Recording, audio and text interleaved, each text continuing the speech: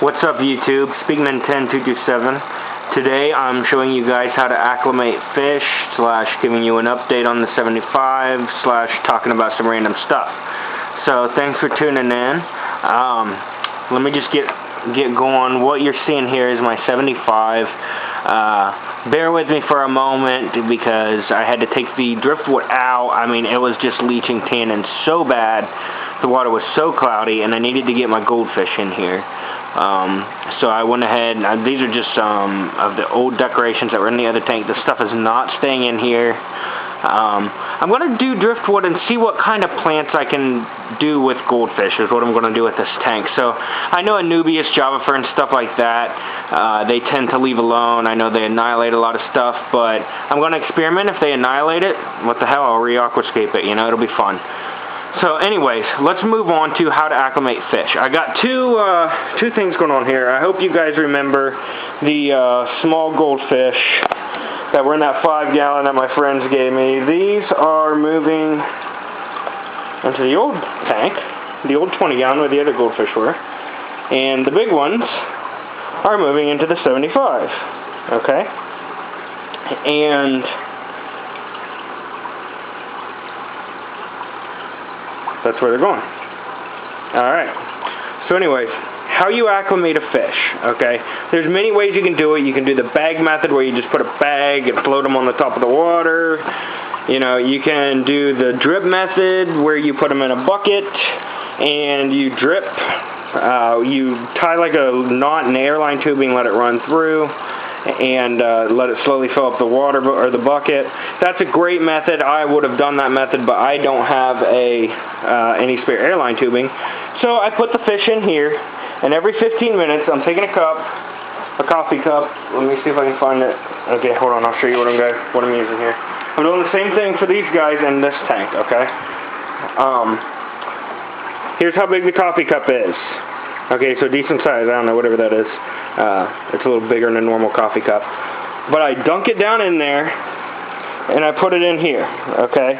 But a little trick I like to do is every time I do that every 15 minutes. And every time I do that, I take another cup full. I'll go ahead and do this with you guys on camera. I take a cup full out of there, put it back in the tank, and then take a cup full out of the tank, and put it back in here. That way you're moving water in and out. I got my snails in here acclimating with the fish too. That way you're moving water in and out. We'll go ahead and go over here and do it. You know, it's not any big deal. You just, that way you're moving water in and out. I mean, I guess it's okay to just add the water to the bucket, but I like to move water out too. That way eventually it's 100% water that's been cycled from your tank. I'm going on about 2 hours of the acclimation process. I started at 1 o'clock. It's like 3. It's like a little after 3. So, yeah. So, take your time, stuff like that. But let me go through this. That's what I do. But before you start acclimating, okay, if you're moving from tank to tank like I did, moving from there to there. Sorry about the Christmas decorations over there, guys. But, anyways, that's what's up. But if you're moving from tank to tank, okay, test your water beforehand. You want your parameters. You want your temperature. I mean, my temperature was, I use these digital thermometers. My temperature was spot on. It wasn't even a tenth of a degree different. Okay, now I might be dropping a little bit while it's in this bucket here without no heat. But, you know, that'll be fine. But test your temperature first. Make sure the parameters, the pH, all that stuff is as close to the same as you can get it. It's probably not going to be the same, but that's what the acclimation process is for. Okay? A lot of people ask me what kind of test kit I use. Right here it is. It's the API Master Test Kit. Okay? Does pH, ammonia, nitrite, and high range pH. In case your water is really basic. But it comes with your 4 test tubes. I also, when I was interning at the crime lab, I didn't steal. They let me have a bunch of, let me see if I can find them here. I can't find them. But anyways, a bunch of disposable pipettes. I use those to test my water too. And I use them until they get nasty, then I pitch them and I get another one. That way you're not dunking down in here and stuff like that. You can be a little more precise. That's just what I like to do. You don't have to do that. Again, I've had a lot of people say, should I use test strips or the drops? Folks, go with the drops. They're a lot more accurate. They cost a little bit more, but they're a lot more accurate. Everybody's like, oh, you know, I don't know if I can do that. I've never done that kind of thing before. It's super easy. You just add the amount of drops. It tells you right on the bottle what to add, like the pH. See right there? It says, can't really see it, but it says add 3. You add 3 drops. All the solutions require 5 milliliters of water. You can see the line right there, okay? So that's all you do. Some of them you put 2 solutions in, but that's okay. And then, obviously, normally I use Prime. This is water conditioner. Normally I use Prime, but the place was sold out of it. So I went with Tetra Aquasafe Plus. This stuff actually, I don't know. I mean, it doesn't seem too bad. It's not as potent as Prime. Prime, like 1 capful will do like 60 gallons or something like this. But this is a 10 milliliter capful, and it'll do 20 gallons. So that's like a little bit more potent than what a lot of the others are out there. And then I also always, anytime I'm starting up a new tank, because those of you know, the 75 is brand new. It's only been sitting with this water in it because I had to drain it after the driftwood had been leaching tannins all week, which made my water look like week old piss. But anyways, I'm getting ahead of myself. The water had been in there for a couple days. I let it set for about 48 hours. Then I added the Quick Start. This is beneficial bacteria made by API. Works great. I also put some established media into this pad right here as a poly filter.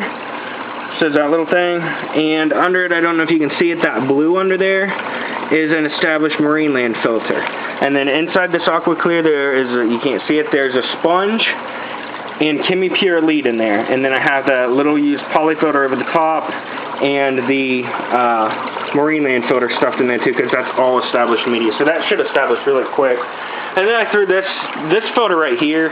You guys might remember from my 20. It's got some established media in it. It's really a Marine Land 30. So, but I threw it on there. It sits up kind of high, so it's kind of loud. But I'll let you see it from the side. See how high it's sitting up? But I don't know. It's on there. It's not coming off. So, but that's what's up with this tank. That's how you acclimate. Just go slow and constantly move water in and out.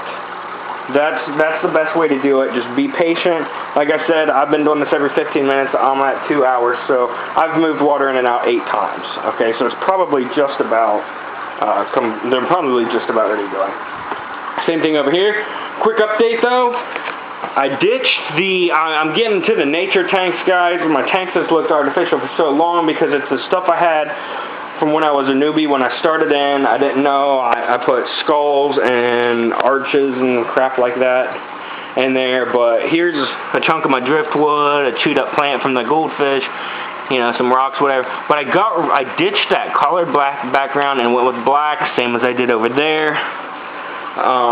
So that was kind of a pain in the ass to replace that black background because I didn't drain this tank. But anyways, it was done.